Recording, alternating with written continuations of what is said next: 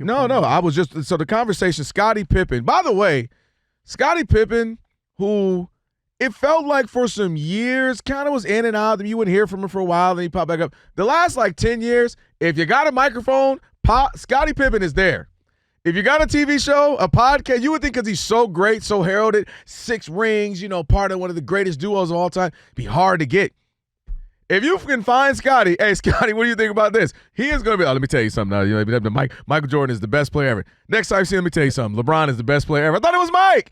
But Scottie Pippen had something to say when asked about Jalen Williams, J-Dub, and he talking about the idea of him being possibly the best number 2 ever, which a lot of people have Scottie Pippen as. Do we have the sound on that or no? We don't. We'll say that again, Roger. I'm sorry. No, he spoke to ESPN.com. Nothing on audio, but I do have the quote for you. If you want. Let me get that quote just so I can. So he was asking about Jalen Williams, and because Jalen Williams, of course, is a big wing, defensive-minded wing, and he's clearly the number 2 behind a superstar player in SGA. So naturally, the comparison has always been, well, he could be Scottie to SGA's Michael. That's going to be the comparison. For his part, Jalen Williams was asked about it. He said, I'm very flattered, kind of downplayed it a little bit. When they asked Scottie directly, though, and credit to ESPN for getting him on the record, here's what he said. He is pretty special. I'm enjoying watching him. I see a lot of me in him for sure. I see a guy rising to be one of the top players in this league. He's definitely a player that is capable of being able to lead the franchise to multiple championships, him and Shea. And I don't even want to put a cap on him to say that he's going to be me because I see him being greater. So first off, I want to say shout out to Pippen for not being just a naturally defensive person, although he was on the court, to be like, oh, well, he I don't know if he can be me, but I see he's pretty good. Like the idea that he could possibly be better than me, him saying that is really, refreshing to hear.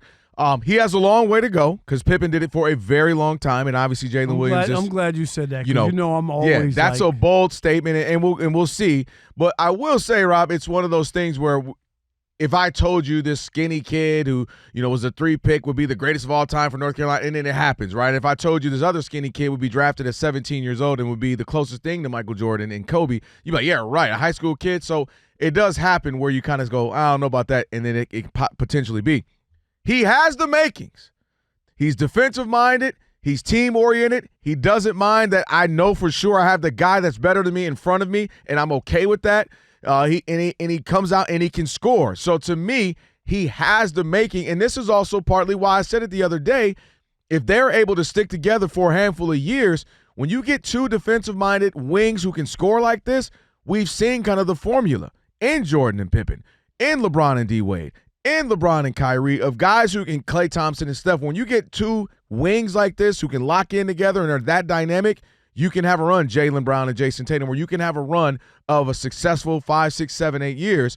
And so they have the making for that. Again, a long way to go, but physically, attitude-wise, and want and will power, I think Jalen Williams has to do that. And that's what makes this Oklahoma City Thunder team scary because there's a bunch of stars and talented guys, and SGA looks like going to be MVP candidate for 5, 6, 7 years.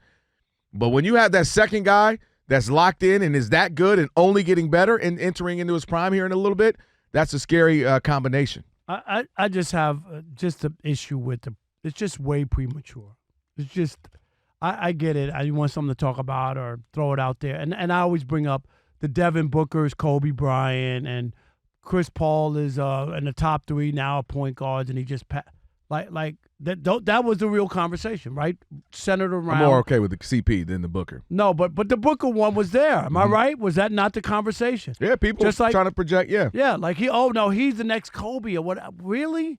Like seriously? And I get it. You want to make comparisons, try to throw it out there, be the first one to say it, But you got to be careful with that kind of stuff. We know Chris on this radio show that Patrick Mahomes was Jordanesque. I don't know if he could really, after last year's loss or whatever. Heavy on the esque. Do you know what I mean? But does he feel the same as he did after his first 3 years? I don't think he does. Is that fair? Ish. It's fair. No, but because it's Rob. He made it to another Super Bowl. They're 15-2. So I get. That's why I said it's ish. I get he's not putting up 40, 50 touchdowns. Okay, that's what the first 3 years. Want to say Jordanesque. The numbers match the winning. the numbers don't match the winning now. Do you see what I'm saying? So I'm not taking anything away from him. He also got his butt kicked in the Super Bowl. Like it's starting. Michael Jordan never got his butt kicked. I'm just saying. Well, that's the one thing about Mike that's going to be hard to compare to anybody is that he literally never lost. And it wasn't even Game 7. And he never looked like he was sweating. And that's what I'm saying. The early start of that was that he was Jordanesque. And I just don't think that applies as time is going on and there's some chinks in the armor. I still think he's Jordanesque. That's why I said heavy on the esque. Just because it's the style, it's the way, it's the kind of the bravado doing something. I mean, he's throwing no-look passes. He's doing it behind the back pass. He just left hand, right hand. That's not Jordan. That's not Jordan. Well, that was Jordan the first little bit. Remember the first Jordan was flying through the air, tongue out, doing stuff 63 in the Boston in the Garden. It's about winning. And then it became winning. So he kind of did the opposite where he started with the winning and had the flair. And now he's in the Jordan fadeaway era where it's just going to be an efficient 30. And I might not have the crazy flying through the air stuff like I did. You might get mid-range for the rest, in your face all night. I really want to see what, it could be.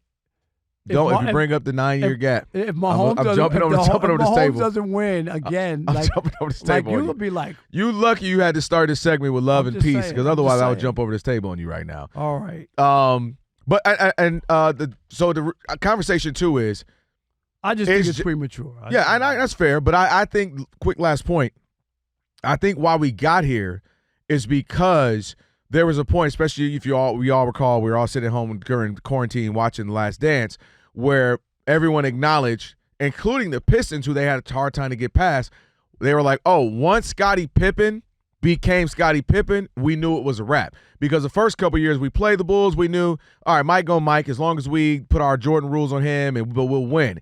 And I think that's what we're witnessing. We're now the arrival of Jalen Williams, which is why this conversation became warranted, because he has arrived and he's a beast. 25, 27, 40, and who knows what he's going to do here in the next 20 minutes or so.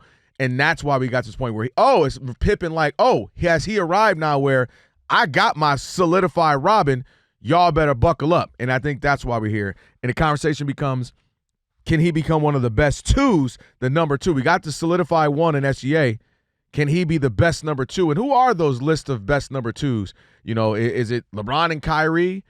Because I think we both agree Shaq and Kobe, once Kobe became Kobe, he was 1A, 1B. He wasn't quite. There's no such thing. Somebody's got to be a B. I'm sorry. You mean a 2? Yeah, somebody got to be. Yeah, there's no 1A or 1B.